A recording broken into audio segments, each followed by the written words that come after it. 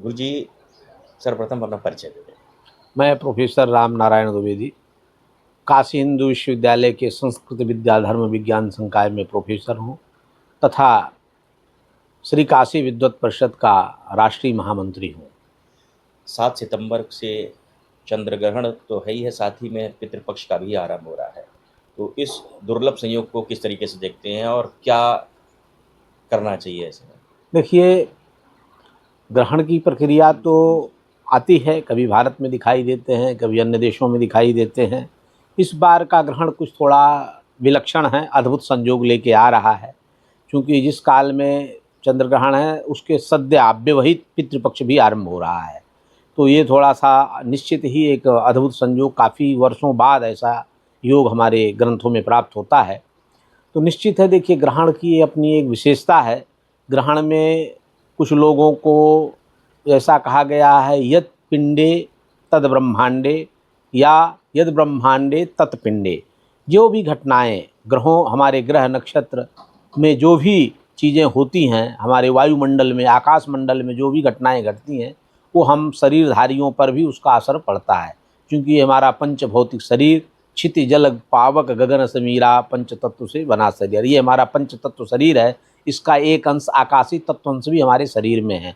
तो वहाँ जो भी घटेगा वो यहाँ भी दिखाई देने लगेगा। जैसे दर्पण में कुछ होता है तो शरीर में जब होता है तभी दर्पण में वो दिखाई देने लगता है। तो ये तो निश्चित है कि उस ग्रहण का फल पृथ्वी में रहने वाले मानवों पर, जिस देश में, जिस राष्ट्र में पड़ रहा है, उस राष्ट्र के मनुष्यों पर उसका प्रभाव पड़ेगा। ये वैज्ञानिकता है, इसकी वैज्ञानिक पक्षता है, इसको वैज्ञानिक भी मानते हैं। धर्मशास्त्र की दृष्टि से यह है कि हम उनके नामों के अनुसार उनकी राशियों का चिंतन करते हैं, किस राशि वाले के लिए लाभप्रद है, किस राशि वाले के लिए हानिकारक है, किस राशि वाले को देखना चाहिए, किसको नहीं देखना चाहिए। ये एक ज्योतिषी पक्ष है। धर्मशास्त्र और आध्यात्मिक और वैज्ञानिक तीनों पक्षों को जब हम लेकर के चलते हैं तो ग्रहण की एक विशेषता बनती है। ग्रहण की विशेषता ये है, कुछ लोगों के लिए साधना का काल बनता है।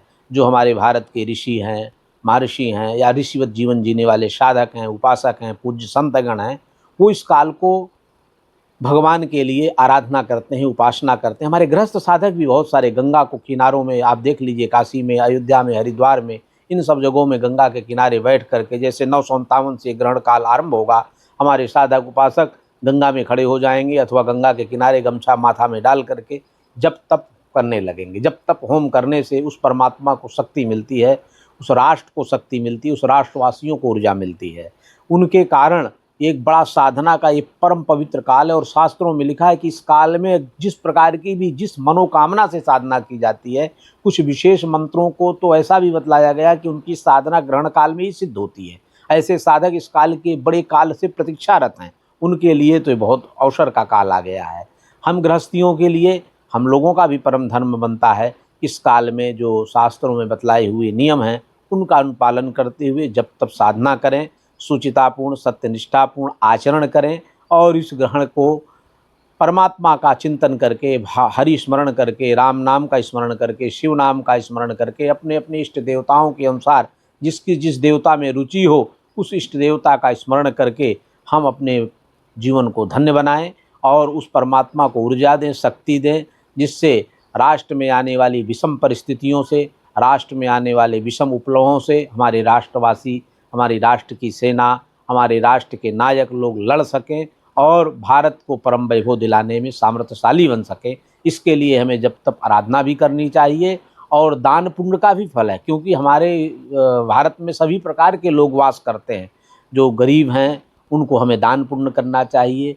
दान पुण्य भी धर्मशास्त्र और वैज्ञानिकता के साथ जोड़ दिया गया। जिनके पास सामर्थ्य है, परमात्मा ने जिन्हें ऊर्जा दिया है, इस पूर्ण काल में उन्हें, उन लोगों को कुछ दान पुण्य, वस्त्र का दान, अन्न का दान, धन का दान स्नान के बाद उन्हें करना चाहिए। उससे उनके बाल बच्चों को सुख मिलता है, उनके जीवन को सुख मिलता है, तमाम प्रकार की समृद्धि आती हैं, नाना प्रकार की व्याधियों का भी नाश होता है। इसलिए इस तरह की विधियों को जरूर अपनाना चाहिए। और ये ग्रहण से एक और भी हमें दिखाई देता है कि कोई कितना भी व्यक्ति सामर्थ्यशाली हो, सबके जीवन में संकट आता है। जो हमें प्रकाश देता है सूर्य, उस पर भी ग्रहण लगता है। जो रात्रि में हमें आह्लादकत्व देता है, आनंद देता है, उसके भी जीवन में ग्रहण लगता है।